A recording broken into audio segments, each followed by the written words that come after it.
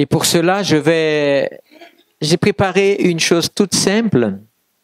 J'ai pris ce que les évangiles racontent de la naissance de Jésus, même je dirais la prénaissance, et je l'ai mis dans des versions, j'ai choisi des versions qui soient le plus claires à comprendre et à saisir, parce que derrière ce texte de la naissance de Jésus, il y a plein de petits messages qui nous inspirent, qui nous parlent, que ce soit il y a déjà 2000 ans, ou que ce soit maintenant, ça nous parle toujours. Alors, le premier des textes que je vais lire se trouve dans l'évangile de Luc, le chapitre 1er, le verset 26, je vais le lire jusqu'au verset 34, mais je vais lire par morceaux et vous allez voir. Alors, le texte dit ceci. Le 6e mois, l'ange Gabriel fut envoyé par Dieu dans une ville de Galilée appelée Nazareth, chez une vierge fiancée à un homme de la famille de David appelé Joseph. Le nom de la vierge était, savais-tu? Le verset 28 dira, l'ange entre chez elle et lui dit, réjouis-toi, le Seigneur Dieu t'a montré son amour d'une manière particulière, il est avec toi. C'est tellement intéressant d'entendre la fin de cette phrase, parce que Marie était tellement jeune à ce moment-là. C'était pas une jeune femme de 18, 19, 20 ans. Elle était beaucoup plus jeune que ça. Elle devait avoir entre 13 et 15 ans. Et elle était fiancée à Joseph, promise à Joseph. Et franchement, voir un ange apparaître, c'est pas quelque chose que le lundi, l'ange il vient me voir, on boit un café ensemble et puis ça se passe bien, il me dit un peu comment vont les choses là-haut, c'est quand même spécial. Dieu du ciel, il a regardé et il y avait une prophétie déjà dans la parole de Dieu dans l'Ancien Testament qui disait que celui qui allait venir pour le salut allait naître d'une vierge.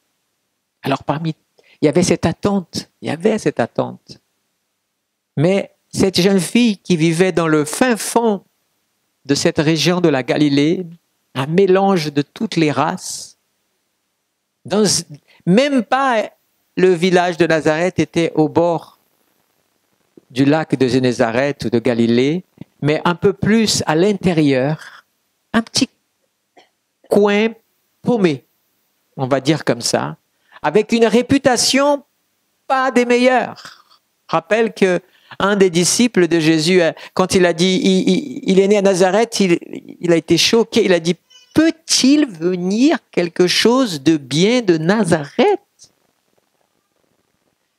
Mais, vous savez, le mot Nazareth est un mot assez mystérieux, mais il laisse ouvert une porte à penser à une idée de l'Ancien Testament qui est le Naziréen, celui qui était Nazir, qui, dès sa naissance, par exemple, Samson était Nazirien, pas Nazirien, Nazirien, mais le jeu de mots en hébreu s'apprête à la confusion.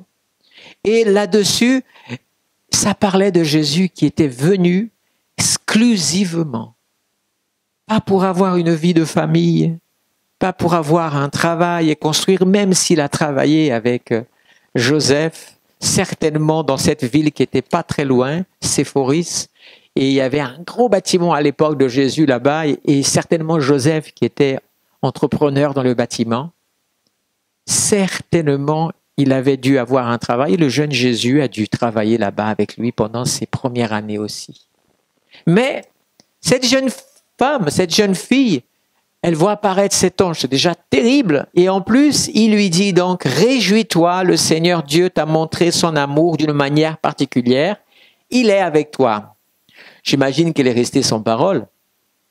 En entendant cela, Marie était très émue, on ne saurait l'imaginer, Elle se demande que veut dire cette façon de saluer. On ne dit pas, je veux dire, moi je ne me vois pas, même aujourd'hui, arriver bonjour, le Seigneur est avec toi. Ça ne ferait pas de mal de le dire. Mais ce n'est pas une salutation habituelle. Alors, l'ange, comprenant qu'il y avait en elle une certaine crainte, une émotion et surtout une peur légitime, l'ange lui dit « N'aie pas peur, Marie. Oui, Dieu t'a montré son amour d'une façon particulière. Personne, et là je suis passé au verset 32 qui dit « Personne ne sera aussi important que celui qui va naître, que lui. On l'appellera fils du Très-Haut, le Seigneur Dieu lui donnera le royaume de David, son ancêtre. » Voilà ce texte. Dans le verset 34, Marie va quand même dire à l'ange, elle va quand même finir par dire quelque chose, elle va dire « Comment cela se fera-t-il puisque je suis vierge ?» C'est quelque chose qui n'est pas dans le domaine du naturel de l'humain. Alors vous voyez, je vous ai lu ce passage, c'était la version qu'apporte l'évangéliste Luc.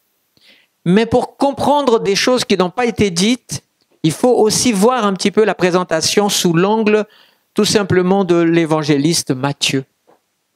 Et lui, dans le chapitre 1er, verset 18 jusqu'au verset 23, vous allez voir, il y a des similitudes, mais il y a des informations qui viennent compléter notre compréhension de ce moment si spécial. Alors voilà ce que dit Matthieu au chapitre 1er, verset 18. Il commence par dire ceci. « Voici de quelle manière arriva la naissance de Jésus-Christ. Marie, sa mère, était fiancée à Joseph. Or, avant qu'ils aient habité ensemble, les deux évangélistes font question de comprendre et de faire comprendre, et surtout à l'époque, ça rigolait pas avec ça. Hein. Donc, vraiment, ils ne s'étaient pas connus. Alors, en deux mots, comment ça se passait cette affaire-là? Eh bien, tout simplement, Joseph était venu demander la main de Marie à ses parents, et les parents ont dû l'accorder, mais à partir du moment où il a demandé sa main, elle était devenue sa femme, parce que l'engagement était quelque chose de sérieux. Mais, attention, un père ne lâchait pas sa fille parce que le garçon était beau, parce qu'il était magnifique, parce qu'il est arrivé devant la maison des parents de Marie avec la BMW ou la Mercedes ou la 4L. C'est pas ça. D'accord. Mais il y avait un délai d'attente. Parce que ce monsieur devrait prouver qu'il était capable de prendre une fille dans la maison de son père, aussi pauvre soit-il, mais le père s'en occupait de son mieux, et il fallait qu'il le prouve. De quelle manière? S'il n'avait pas de maison, il a 1 an pour avoir une maison, pour travailler, pour avoir un salaire, et même tout ça, c'était nécessaire. Parce que les gens parfois ne comprennent pas beaucoup de choses et parlent de sexisme et tout ça. Mais non, il y avait une préoccupation très grande. Les familles s'étaient parlé. Si les familles étaient riches, elles avaient même fait un espèce de contrat de mariage que les rabbins avaient après à ajouter à cela. Mais là, c'était pas le cas. Et du coup, il est parti Joseph, mais Marie était engagée. Ils se parlaient, bien sûr, ils se voyaient, très souvent en présence de quelqu'un. Parfois, c'est le petit frère ou la petite sœur. C'est pour les anciens qui se rappellent de cette époque. Mais voyez-vous, il était engagé. C'était considéré comme acquis. Elle n'avait plus le droit d'avoir un autre garçon et Joseph non plus. Ok, ceci étant dit, ceci étant fait, mais ils ne s'étaient pas connus, comme on dit, de façon plus intime. Alors, ok, on revient à cette lecture. Elle se trouva enceinte par l'action du Saint-Esprit. Ah ah. Ah ah. Là commencent les problèmes. Parce que mettez-vous maintenant dans le contexte. Marie, ok, elle reçoit l'ange, elle dit, le Saint-Esprit va venir sur toi et tu vas te retrouver enceinte. Ne demandez pas à des médecins, des scientifiques d'expliquer cela, ils ne sauraient pas expliquer. Parce que ce n'est pas naturel.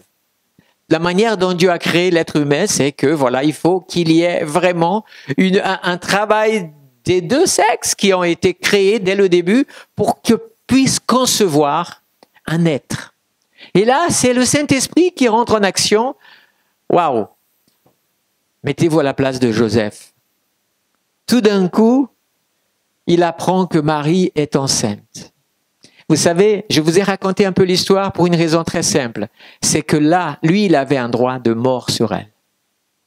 Parce que l'engagement, c'est là où vous voyez que l'engagement était beaucoup plus fort qu'on ne peut imaginer. Ça faisait vraiment, c'est comme si elle était déjà mariée avec lui. Simplement, elle attendait le moment où il serait venu la chercher chez les parents avec le cortège. Là, dans la maison, les parents auraient béni ce couple et il aurait pris et ensuite il aurait traversé le village avec toutes les sons de musique, les jeunes filles qui font, ça se faisait surtout pendant la nuit aussi, avant de la faire entrer dans sa maison. Voilà un petit peu le mariage à l'époque de Jésus, comment il était célébré. Et encore, à l'Orient, il y a pas mal de ressemblances dans certains villages, dans certains coins. Bien. Mais Joseph, il a dit, c'est pas possible, Marie m'a fait ça. Si tu savais, Joseph. Et lui, c'est là où on voit que Joseph était quelqu'un de bien. Parce que lui, il avait le droit d'aller au village et de dire, cette femme, elle est enceinte et moi j'ai respecté la part de mon contrat et elle, non. Elle aurait été lapidée sur place et on n'aurait même pas su que Marie aurait existé à ce moment-là. Mais cet homme s'est dit, parce qu'il devait l'aimer, vraiment, il s'est dit, je vais partir. Je vais partir. Je ne sais pas si vous imaginez la scène, mais en partant Joseph et en la laissant, c'est lui qui prenait. C'est comme si lui, il avait couché avec elle et ensuite il a fui. C'était lui qu'on allait en vouloir. À moins, mais c'était tellement différent cette histoire-là. Et Joseph s'apprête à fuir quand l'ange réapparaît à nouveau. Cette fois-ci dans un songe. Qu'est-ce que tu fais, Joseph? N'aie pas peur. Prends Marie comme épouse. Ce qu'elle a ne vient pas d'un homme, vient de Dieu. Ok, c'est bien qu'un ange lui dise ça, mais côté réputation, ça ne va pas pour autant améliorer. On est dans les villages. On est quand même dans cette région autour de la Méditerranée. Dans cette région, que ce soit la Méditerranée ou l'océan Atlantique, quelle que soit la nation, c'est problématique. Alors oui, elle va grandir enceinte. Elle ne va pas rester dans le village parce qu'il y a des gens assez religieux capables de la lapider. Ça aurait été souffrance, donc elle va se réfugier chez sa cousine qui est enceinte de Jean le Baptiste et que ça fait 6 mois. Tout ça pour vous dire quoi? Que la naissance de Jésus s'est faite aussi au travers d'un scandale, d'une souffrance. Cela reflète ô combien la mission de Jésus était une mission douloureuse. Aujourd'hui, parfois on se dit, ah mais être chrétien, c'est à partir du moment où je deviens chrétien, Dieu il va tout faire pour moi, il va tout régler mes problèmes et tout va bien. C'est pas l'évangile qui dit ça. C'est peut-être une idée, mais c'est pas la vérité de l'évangile. Être chrétien, marcher selon la parole de Dieu, parfois demande des sacrifices. Et parfois même, on n'est pas compris. Et parfois même, on peut être même rejeté parce qu'on veut marcher en accord avec la volonté de Dieu. Donc oui, la réputation de ce couple a été mise à l'épreuve, mais Dieu avait un projet pour eux. Je termine la lecture qui dit que donc Joseph, son fiancé, etc. Bon voilà, j'ai lu cette partie, je vais avancer un peu. Verset 21. L'ange va aussi lui dire ça. Elle mettra au monde un fils et lui donnera le nom de Jésus, car c'est lui qui sauvera son peuple de ses péchés. Voilà déjà sa mission, sauver le peuple du péché. Tout cela arriva, dira le verset 22, afin que s'accomplisse ce que le Seigneur avait annoncé par le prophète. Vous voyez, je vous avais dit au départ, la Vierge sera enceinte, elle mettra au monde un fils et on l'appellera Emmanuel, qui veut dire Dieu avec nous. Là, rien que là, on a déjà une explication d'une chose importante. Pourquoi Jésus est venu? Parce que Dieu, dans le ciel de gloire, rappelez-vous, rapidement, il crée Adam et Ève. Il prépare un jardin, une maison pour eux. C'était leur maison fabuleuse. Et il est dit que tous les jours, au coucher du soleil, Dieu vient les voir pour passer un moment avec eux. Dieu nous aime, Dieu aime sa création. Ne croyez pas quand vous voyez le monde parfois où les gens, peut-être justifiés par leur souffrance, par tellement de choses, se dire mais pourquoi il y a ça, ce malheur, la mort, le désastre et tout ça. Et puis bon, Dieu parfois, c'est une façon de se défouler de sa frustration, de sa déception. Mais ne croyez pas, Dieu, il aime les hommes et les femmes qu'il a créés. Même les animaux, les plantes, tout ce que Dieu a créé parfait. Et il l'a créé dans l'amour. Malheureusement, à cause du péché, nous avons amené sur nous tous ces malheurs et toutes ces choses terribles. Et Dieu de son ciel de gloire, il aurait pu se dire comme ça, bon, ok, j'ai fait un effort énorme, je les ai créés, j'ai tellement fait pour eux, et eux, qu'est-ce qu'ils ont préféré? Ils ont préféré me tourner le dos et vivre à leur manière, de leur manière, et on a vu ce qui s'est passé. À un moment donné, il y a eu un certain déluge, et puis ça n'a pas fini, les malheurs ont continué. On voit que les nations dans le monde de l'époque préfèrent adorer des dieux en construisant des idoles pour adorer le Dieu du soleil, le Dieu de la lune, le Dieu de ceci, de la guerre et tout ça, mais pas le Dieu du ciel véritable qui s'est révélé à eux. Dieu aurait pu se vexer en disant, vous savez quoi, c'est comme un enfant qui reçoit un cadeau à cette période, joue, et peut-être début janvier, il n'a plus envie de jouer. Heureusement, Dieu n'est pas comme ça. Dieu ne nous a pas laissé tomber, il ne nous a pas abandonnés, il nous a aimés. Et il continue à nous aimer. Alors Dieu dit, il sera appelé, on l'appellera Emmanuel, parce que Dieu continue avec ce désir d'être avec ses enfants. C'est le désir de Dieu. Si vous pouviez imaginer comme Dieu vous aime et comme il a un désir tellement profond, alors que dans le ciel, il a tout. Il a tout. C'est nous qui n'avons pas grand-chose, mais lui, il a tout. Lui, il n'a pas besoin de nous, mais il nous aime. Et à chaque occasion, il a tellement envie. Vous savez, il n'y a pas besoin d'être croyant pour que Dieu réponde à une prière. Il y a des gens qui sont parfois dans leur malheur, ils ne veulent rien savoir de Dieu et à un moment donné, ils pleurent et ils pensent à quelque chose et Dieu entend leur prière et parfois, ils ne bénissent même pas le nom de Dieu, ils ne savent pas que Dieu a quand même est venu à leur secours. Il les a gardés. Parce que l'amour de Dieu, il est dit, il est exprimé dans l'évangéliste Jean, Dieu a tant aimé le monde. Il ne savait pas mesurer, alors il a dit, il attend. C'est le seul mot qu'il a pu dire, parce qu'il ne savait pas comment dire, tellement c'était grand. Tant aimé le monde qu'il a donné son Fils unique, afin que quiconque croit en lui ne périsse point, mais qu'il ait la vie éternelle. Alors, mes amis, laissez-moi vous dire une chose, Dieu a ce désir d'être avec nous. Alors, la question, je vais aller vers la conclusion de ce message. Et une question que j'ai marquée ici, parce qu'en le préparant, je considère que cette inspiration n'est pas de moi, mais vraiment de ce que le Saint-Esprit a mis dans mon cœur. Cette question, pourquoi fêter Noël? Pourquoi fêter Noël? En plus, c'est un peu d'actualité, je trouve. Alors, permettez-moi de soulever ici 2 points qui me semblent essentiels. Pourquoi fêter Noël et qui fête Noël? D'abord, parce que Noël, c'est l'occasion pour faire naître Jésus dans les cœurs. On a passé toute l'année à 1001 choses. Mais dans cette période, ce Jésus qui est né dans un endroit très simple, une étable, on l'a mis dans une mangeoire. Vous vous rendez compte que son berceau n'était pas en or?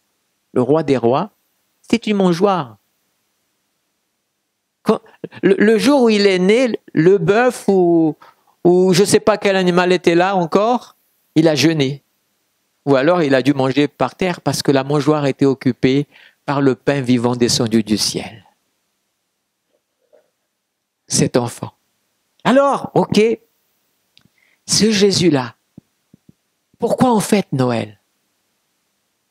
Parce que vous savez, nos églises mettent un gros accent parfois sur Pâques, car Jésus est mort pour nos péchés. Surtout nous, les protestants évangéliques, on met un accent sur ça. Jésus est mort pour nos péchés, il nous a sauvés, et on est tellement... Mais on ne doit jamais oublier une chose, que il n'y a pas de mort à la croix, ni de résurrection, si d'abord il n'y a pas eu la naissance du Fils de Dieu sur la terre. Donc c'est important de rappeler que les gens vont découvrir Jésus déjà à la croix, adulte. Non, il est né comme un enfant, comme tout enfant. Dieu s'est fait homme par amour pour apporter la vie à ceux qui voudraient croire en lui. Et puis, deuxième raison pourquoi je veux fêter Noël. Parce que c'est un devoir de mémoire.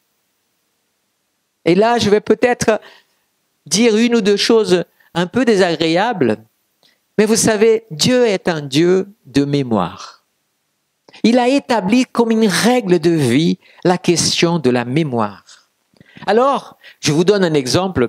Le premier peuple que Dieu a essayé de construire quelque chose, c'est la nation d'Israël. Et Dieu a donné des lois. Ces lois sont dans l'Ancien Testament et elles sont pour Israël, mais elles représentent ce que Dieu aussi a de meilleur ou ce qu'il veut faire de meilleur. Et vous savez, il y a dans les lois que Dieu a établies, il a dit comme ça, vous allez, alors on peut peut-être lire, je ne sais pas, c'est Exode 13, verset 3, où il est dit, Moïse dit au peuple, souvenez-vous de ce jour où vous êtes sortis d'Égypte de la maison de servitude, car c'est par sa main puissante que l'Éternel vous a fait sortir.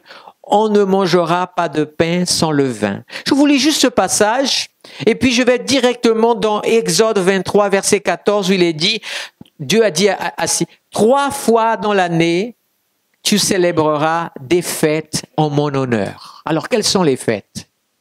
Pâques, Pentecôte et Tabernacle. La fête des tabernacles. Ces 3 fêtes, vous regardez dans les calendriers, tous les ans en Israël, ils les fêtent. Après, il y a eu d'autres fêtes qui ont été ajoutées, pour la fête très actuelle cette année, Hanouka, le jour de la nouvelle année, on allume la bougie. Mais il y a aussi d'autres événements qui se sont glissés. À quoi servaient ces fêtes? Et là, regardez, retenez juste avec moi un moment ceci. À Pâques, on rassemblait, on était à table pour un repas très particulier. On mangeait des herbes amères et du pain sans levain. Pendant qu'on faisait ça, les parents enseignaient aux enfants. Vous savez pourquoi on mange ça? Parce que nous avons souffert l'amertume d'être esclaves en Égypte. Et nous avons mangé le pain qui était vraiment le reste, et pas le meilleur des pains. Mais Dieu nous a libérés un jour et nous sommes devenus libres. Vous voyez, c'était fabuleux. Donc, les enfants étaient enseignés à comprendre pourquoi cette fête existe. Et puis, 50 jours plus tard, c'est pour ça qu'on appelle Pentecôte, c'est le 50e jour. Qu'est-ce qui se passait? Les gens qui vivaient à l'époque de l'agriculture, eh bien, ils amenaient les prémices, les premiers fruits qui commençaient à peine à sortir au temple pour bénir afin que toute leur culture soit bénie. Ils croyaient à ça. Et Dieu bénissait parce que c'était Dieu qui avait établi ça. Donc, qu'est-ce qu'on faisait encore? On racontait à ce moment-là l'histoire de Ruth, par exemple. Cette Moabite qui a vécu ça, qui a vécu une histoire d'amour extraordinaire. Vous voulez une histoire belle d'amour, qui commence par un malheur et termine par un bonheur? Le livre de Ruth. Lisez-le. En plus, je crois qu'il a 4 chapitres. Hein. Donc, c'est facile à lire. Vous le lisez en 2 heures si vous le lisez lentement et en 1 heure si vous lisez vite. Mais laissez-moi vous dire une chose. On racontait comment Dieu avait fait pour bénir son peuple. Et puis la fête des tabernacles, c'était quoi? Moi qui ai eu la chance d'aller en Israël cet été, j'ai vu dans les maisons modernes, même dans les toits, on construit les roupas. C'est-à-dire cette espèce de toit en bois, tout ça, parce que les maisons étaient sur l'étage qui était le salon. Et donc les gens, parfois, ils sortent, ils vont même et ils construisent des cabanes faites de branchages d'arbres, de grands... Pourquoi faire? Et ils passent quelques jours à manger, à fêter et à se réjouir. Et qu'est-ce qu'on raconte? Que pendant 40 ans, ils ont vécu sous des tentes. Et que si aujourd'hui, ils vivent dans une maison merveilleuse, c'est parce que Dieu est bon. On raconte cela. Vous voyez, c'est ce Dieu-là qui ne change pas. Alors pourquoi je fête Noël? Je ne vais pas rentrer dans les considérations que la date n'est pas la date. Un jour, j'ai enseigné d'un point de vue archéologique de quelle date Jésus serait né le plus probablement avec les informations que la Bible donne. On s'est d'accord, c'est pas cette période de l'année. Mais le monde a choisi cette période. Et je fais partie du monde. Je ne vais pas me mettre à me battre contre eux sur ça. Je veux saisir l'occasion de cette date pour fêter Noël. Mais la seule chose que j'ai le droit de faire, c'est d'être honnête et sincère avec moi-même et avec ma famille. Comment je peux fêter Noël? Comment je peux faire fêter Noël à l'idée biblique que le Seigneur a toujours établie? Et là, je me permets de dire quelque chose de désagréable. Le peuple chrétien s'est au long des années devenu oublieux dans la conservation des valeurs qui sont les valeurs bibliques et chrétiennes. Et ça, c'est triste.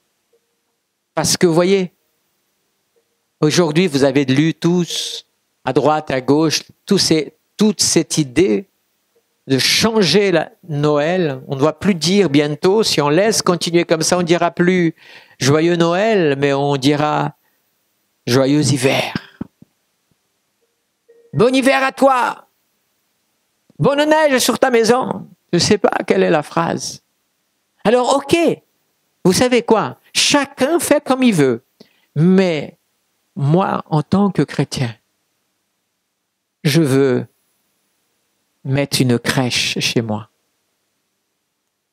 Et pouvoir, un de ces jours, on va le faire comme ça, ou peut-être même asseoir mes petits-enfants, puisque mes enfants maintenant sont grands, et raconter ce que c'est Noël avec les instruments que j'ai. Je suis désolé, j'ai rien contre le sapin, mais son origine n'est pas très Noël. Mais c'est vrai, moi-même je sais qu'il y a un sapin magnifique qui s'appelle Douglas.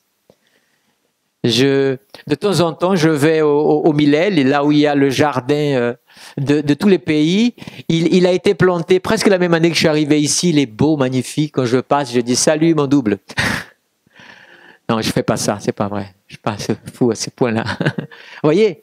Mais il ne représente pas ce que l'histoire de Noël. Oh, ne me parlez pas du bonhomme là avec la barbe qui a été amené par une certaine boisson. Lui, alors, il n'a rien à voir. Je ne vais pas vous gâcher la fête, mais il est plutôt l'image de l'adversaire, pas de celui qu'il est. Celui qui rentre la nuit en cachette, passe par la cheminée, généralement, c'est pas celui qui a été invité. Hein. Celui qui est invité, il passe par la porte. Mais bon, je vous laisse sans aller plus loin. Vous comprenez ce que je vais vous dire? Je vais vous dire simplement une chose. Jésus est né. Il y a eu de la souffrance. Il y a eu des sacrifices. Et nous sommes, sur terre. C'est une des choses que Dieu a données à l'Église, d'être gardien des valeurs de Dieu sur la terre. Alors permettez-moi tout simplement de vous dire quelques phrases ici. Dans le cœur du pécheur qui ne connaît pas encore son Sauveur, Eh bien, notre mission est de prendre le relais de l'ange Gabriel. Et en prêchant la parole, j'ai envie de dire ce soir, à vous qui êtes ici, le Seigneur vous aime. Et il désire tellement avoir une place dans votre cœur. Il voudrait, vous savez comment on appelle la conversion dans le langage biblique chrétien? Ça s'appelle la nouvelle naissance. Donc il veut naître dans votre vie. Dans le cœur des enfants, qu'est-ce qui se passe? J'ai raconté déjà, c'est la mission des parents, de leur raconter l'histoire chaque année, comme le Seigneur l'a établi par la nation d'Israël. Nous aussi, sans vouloir être juifs, on n'a pas besoin, d'ailleurs, ils ne fêtent pas cette date-là, mais nous, on devrait la fêter de cette manière, mais ce n'est qu'un avis. Autre chose encore, Jésus veut venir dans ton cœur aujourd'hui afin que tu aies une nouvelle naissance. Vous savez, lui, il a souffert. Lui, il veut naître pour que tu t'arrêtes de souffrir et que tu découvres une vie nouvelle. Et vous allez, mais comment ça va se passer? Alors là, par contre, je peux faire le rôle de l'ange. J'ai une nouvelle pour vous aujourd'hui. Moi, je vous annonce que le Sauveur veut naître dans votre cœur. Il veut être le cadeau de Dieu pour ta vie. Si tu l'acceptes, il viendra habiter avec toi et tu l'amèneras chez toi aussi. À ce qu'il ne te quittera pas. Amen. Mais laissez-moi vous dire aussi que par contre, cette chose qu'il va faire en vous, c'est comme pour Marie. Ce n'est pas l'œuvre d'un homme, ce n'est pas l'œuvre d'un pasteur, ce n'est pas l'œuvre d'une prédication, c'est l'œuvre du Saint-Esprit. Le Saint-Esprit va venir sur toi. Si tu veux donner ton cœur au Seigneur Jésus aujourd'hui, fêter Noël avec la naissance de Christ dans ta vie, tout simplement, en laissant le Saint-Esprit reconnaîtra que ton cœur est sincère dans ta demande et il viendra sur toi. Et il fera naître en toi la joie du salut. Et tu verras des choses merveilleuses changer dans ta vie. Vous savez, comme pour Marie, Dieu veut parler aujourd'hui à ton cœur. Réjouis-toi, le Seigneur Dieu t'a montré un amour d'une manière tellement particulière. Il est avec toi au travers de Jésus-Christ. C'est un petit peu la conclusion de ce message que je vais m'avancer un petit peu comme ça. Oui, le Seigneur vous aime. Et j'aimerais, avant de passer le relais à la conclusion de cette soirée, simplement vous inviter peut-être à prendre quelques minutes dans votre cœur, si vous avez envie de baisser vos têtes, fermer les yeux ou de rester. C'est comme vous sentez, mais pensez simplement à cela.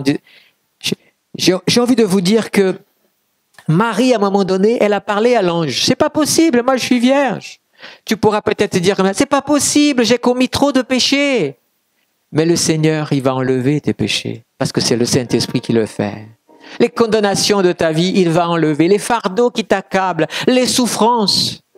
Même ta maladie, le Seigneur est venu pour guérir. C'est vrai que ça, ce n'est pas l'œuvre de sa naissance, c'est l'œuvre de sa mort et de sa résurrection. Mais il a fallu d'abord qu'il vienne au monde pour que ce soit possible. Aujourd'hui, offre ton cœur au Seigneur. C'est le meilleur cadeau que tu peux faire à Dieu et à toi-même. C'est de dire, Seigneur, viens dans mon cœur aujourd'hui. Je vais prier et je vais bénir ta vie. Alléluia. Seigneur, merci du partage que j'ai pu faire ce soir, de cette venue et de ce message. Si quelqu'un qui est ici, Seigneur, désire te donner sa vie, Seigneur, moi je demanderais simplement que à sa place, puis juste lever la main à sa place. Et moi je prierai pour que le Seigneur fasse l'œuvre qu'il a fait dans la vie de Marie, le fasse dans la tienne. Une œuvre qui n'est pas d'homme, n'est pas humaine, mais une œuvre du Saint-Esprit. Alléluia.